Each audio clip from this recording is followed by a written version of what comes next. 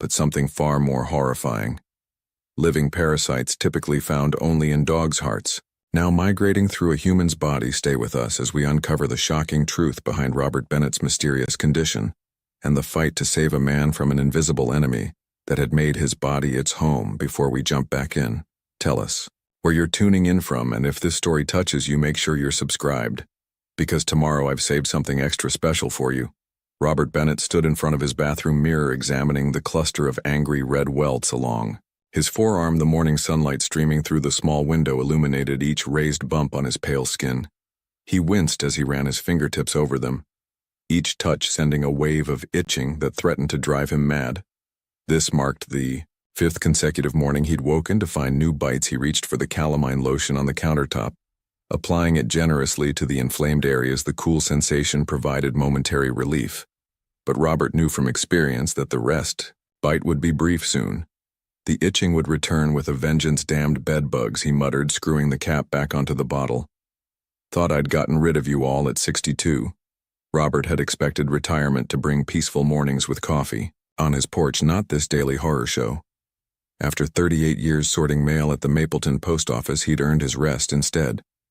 For the past 3 weeks, he'd been locked in battle with an unseen enemy. After applying the lotion, he shuffled to the kitchen, his slippers dragging across the worn linoleum floor. The house felt particularly quiet this morning, emphasizing how alone he was in dealing with this problem. Since Margaret's passing 2 years ago, the silence had become both a comfort and a curse. Robert filled the kettle and placed it on the burr stove, then reached for his phone. He joined a community Facebook group where residents of Mapleton shared local news and recommendations. Yesterday he'd posted asking for exterminator suggestions, and several neighbors had responded as the kettle began to whistle. He scrolled through the comments. Frank Martinez from 2 streets over had recommended Ohio Pest Solutions, claiming they'd eliminated his ant problem last summer. 3 others seconded the recommendation. Robert jotted down the number, determined to make the call after breakfast. The morning passed slowly as Robert went through his routine. He ate his oatmeal methodically, took his heart medication, and read the newspaper. All the while, the itching persisted, forcing him to stop every few minutes to scratch, despite knowing it would only make things worse. By 11, he made the call to Ohio Pest Solutions and scheduled an appointment for the following day. The receptionist had assured him their technicians were experienced with bedbug infestations and suggested he begin washing all his bedding in hot water ahead of you. There, Robert had replied, "Done it twice already this week." The remainder of the day dragged as Robert tried to distract himself from the constant irritation. He vacuumed every inch of his bedroom, focusing particularly on the mattress seams and the area beneath the bed. He bagged up his pillows and placed them in the dryer on high heat, remembering something he'd read online about the temperature killing the insects. As evening approached, his sister Rita called their daily check in a ritual neither wanted to eyebray. "How are you holding up?" Bobby Rita's voice came through the speaker, warm and familiar, same as yesterday. "Right, still itching like crazy. Got an exterminator coming tomorrow. Good, you know. Mrs. Holloway down the street had bed bugs last year, said it was a nightmare getting rid of them." Robert sighed heavily. "That's reassuring." "Sorry," Rita backpedaled. "I just meant it's common, nothing to be embarrassed about. You're not living in filth or anything." I know, just frustrated is all. Can't sleep, can't focus. These things are driving me up the wall. Want me to come over? I could help you clean." "No need. Everything's ready for the exterminator. Besides, don't want you getting bit too." Their conversation continued for another 20 minutes before Rita had to go prepare dinner for her husband. After hanging up, Robert stood in his kitchen, the silence enveloping him once more that night. Like the previous ones, sleep proved elusive. Robert lay in bed, every slight sensation on his skin causing him to jolt awake, convinced the bugs were crawling on him. He changed the sheets again before bedtime, inspecting each inch of the mattress with a flashlight, but found no evidence of the insects. "Where are you?" "Hiding," he whispered into the darkness, frustration building.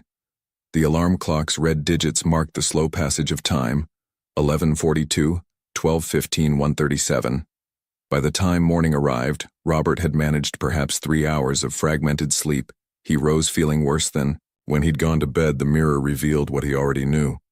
Several fresh bites had appeared overnight, this time on his upper back and neck. Reaching around awkwardly with the calamine lotion, he attempted to treat the areas he could reach. Jake Collins from Ohio. Pest Solutions arrived promptly at 9, his van pulling into Robert's driveway with the company logo emblazoned on its side. He was younger than Robert expected, perhaps mid-30s, but his manner was professional as he introduced himself. "Mr. Bennett, I'm Jake. Heard you've got some unwelcome guests."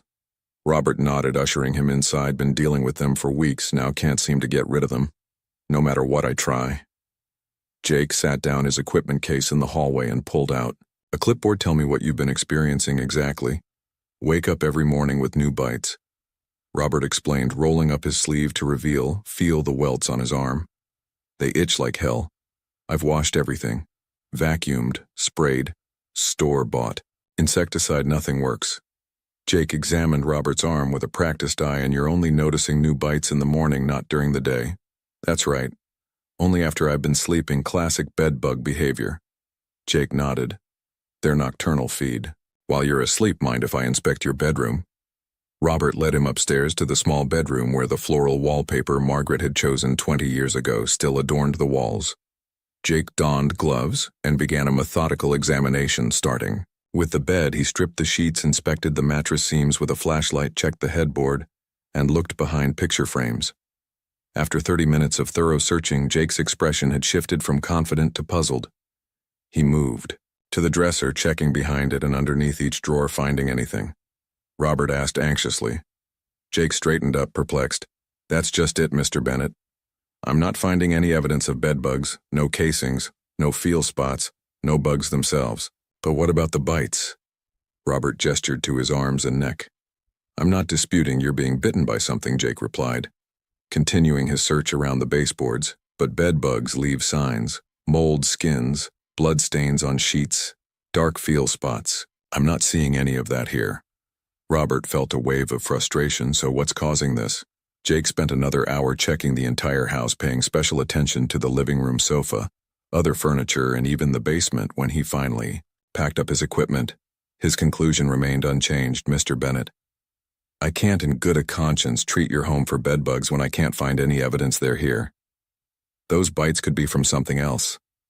Carpet beetles, mites, even an allergic reaction to something. So you're saying—" "I'm imagining this." Robert's voice rose slightly. "Not at all." Jake assured him those bites are real, but treating for the wrong pest won't solve your problem. "I'd recommend seeing a doctor. If it is some kind of insect, they might be able to identify it from the bite pattern." Robert walked Jake to the door, his mind racing. If not bedbugs, then what? The prospect of more nights of interrupted sleep and mysterious new bites each morning filled him with dread. "I can recommend a dermatologist," Jake offered, sensing Robert's distress. "My wife saw Dr. Sharma last year for a rash. He's supposed to be one of the best in the county." Robert jotted down the name, thanked Jake for his time, and closed the D behind him. Standing in his empty hallway, the itching seemingly intensified, as if to mock him. Whatever was causing this wasn't going to be an easy fix that afternoon. Robert called Dr. Sharma's office and was surprised to get an appointment for the following week. A cancellation had opened a slot. The receptionist sounded concerned when he described his symptoms and mentioned the fruitless exterminator visit for the next 5 days. Rob's condition worsened. The bites continued to appear each morning, and the itching became so severe that he began taking over-the-counter antihistamines just to function. He tried sleeping on the couch one night only to wake with bites along his C. Whatever was attacking him had free reign of the house by the time his appointment arrived. Robert was desperate. The waiting room at Mapleton Medical Plaza felt unnecessarily right, the fluorescent lights highlighting every mark on his increasingly irritated skin. Other patients cast curious glances his way as he scratched absently at his wrist. Robert Bennett, a nurse, called his name. Leading him to an examination room, Dr. Sharma entered. Moments later, a slender man with kind eyes and a precise manner. He introduced himself with a firm handshake, then immediately focused on Robert's visible bites. "How long has this been happening?" he asked, examining Robert's arms. "Almost a month now. Started with just a few bites now. They're everywhere. Exterminator says it's not bedbugs." Dr. Sharma nodded thoughtfully, making notes on his tablet. "And they only appear after you've been sleeping?" "Yes, always in the morning, new ones every day." The examination continued as Dr. Sharma checked Robert's entire body. Documenting the pattern and appearance of the bites, he took several photographs and asked detailed questions about Robert's daily routine, recent travels, and any new products he might be using. "I'm going to take a small skin sample," Dr. Schur explained, preparing a sterile instrument. "It won't hurt much, just a quick scrape from one of these more recent welts." Robert winced slightly as the doctor collected the sample, placing it carefully in a labeled container. "What do you think it is?" Doc Robert asked, as Dr. Schammer removed his gloves. "I'm not jumping to conclusions yet," the dermatologist replied. "Oh," cautiously, "these could be insect bites. But the pattern is unusual for common household pests, could also be a contact dermatitis or allergic reaction. The sample will help rule some things out." Before leaving, Dr. Sharma prescribed a stronger antihistamine and a topical corticosteroid cream. "This should help with the itching while we determine the cause. I'd like to see you again in 1 week, but call immediately if you develop any via swelling beyond these welts or if the bites start to look infected." Robert left the appointment feeling slightly more hopeful. The new medication might provide relief, and at least someone was taking his problem seriously. Still, as he drove home, the mystery remained. If not bed bugs, then what creature had chosen him as its midnight feast? Telling and preparing this story took us a lot of time, so if you are enjoying it, subscribe to our channel. It means a lot to us now. Back to the story. The steroid cream Dr. Sharma prescribed provided Robert with his first real relief in weeks. The angry red wells no longer itched quite so ferociously, allowing him a few hours of uninterrupted sleep. Still, each morning brought the unwelcome discovery of fresh bites, usually in new locations. His lower back one day, behind his ears the next, then across his shoulders. Whatever was causing this was mobile and relentless. On the third night after his dermatologist appointment, Robert decided to try something different. He set up his old digital camera on the dresser opposite his bed, pointing it toward where he slept. He'd read online about people catching bedbugs in action this way, though Jake the exterminator had found no evidence. Robert wasn't convinced. Maybe these bugs were unusually stealthy. "Let's see if I can catch you in the ACT," he muttered, setting the camera to record. Throughout the night, morning arrived with the now familiar sensation of itching, this time along his collarbone. Robert immediately checked the camera, rewinding throughout of footage, showing nothing but himself tossing and turning in the darkness around 3:17 a.m. He paused, noticing something unusual. The blanket over his leg moved slightly, though his leg remained still. He replayed the section several times, trying to determine if his eyes were deceiving him. There was definitely movement, a subtle rippling beneath the covers, but no visible insect. Robert felt a chill run down his spine. Something had been there, moving across his body while he slept. His phone rang, startling him. It was Dr. Sharma's office. "Mr. Bennett, this is Nurse Patel from Dr. Sharma's office. The doctor would like you to come in today if possible. He's received some results from your skin sample. Today is something wrong." Robert's pulse quickened. "Dr. Sharma prefers to discuss results in person. We have an opening at 1:30 this afternoon." Robert agreed, his mind racing. Doctors didn't rush appointments for good news, did they? He arrived at the medical plaza 20 minutes early, his nerves getting the better of him. The waiting room seemed more crowded than before, and an elderly woman across from him kept staring at the visible welts on his neck. Self-consciously, he turned up his collar. This time, Dr. Sharma didn't keep him waiting. Nurse Patel led Robert directly to an examination room where the dermatologist was already reviewing notes on his computer. "Mr. Bennett, thank you for coming in on such short notice." Dr. Sharma's expression was unreadable as he gestured for Robert to take a seat. "How are the medications working?" "The cream helps with the itching, but I'm still getting new bites every morning." Dr. Sharma nodded thoughtfully. "I've received the preliminary analysis of your skin sample, and there's something unusual I wanted to discuss with you right away." Robert straightened in his chair. "Unusual? How the lab found microscopic evidence of something in the tissue that shouldn't be there." Dr. Sharma turned his computer screen, showing an image that meant nothing to Robert, just blurry shapes and colors. "Do you see this darker area here? The lab technicians believe this might be evidence of a parasite.